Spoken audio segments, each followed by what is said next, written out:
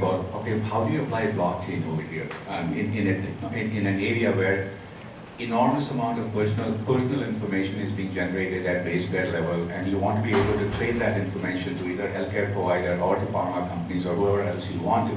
Where do you start?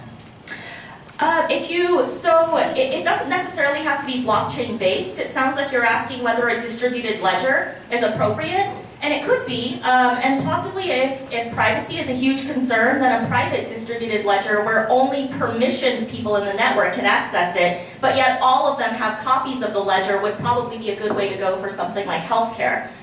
Because the blockchain, as much as people think Bitcoin is anonymous, it's pseudo-anonymous.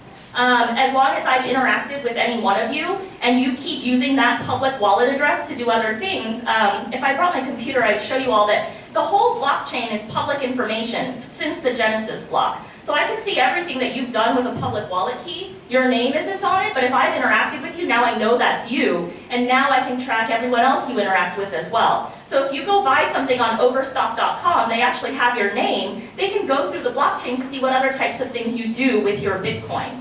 So if you want to prevent something like that, there are a couple of ways that people do it. One is to have a private distributed ledger where only permissioned users within that hospital network would have it. Or the other way is there are privacy coins now that are actually concerned about this fact that you don't want someone to be able to follow everything you've done just because they've interacted with you. And they'll issue multiple keys, and some of the keys won't be used at all, but they'll break up the transaction across many different keys automatically so that someone can't track.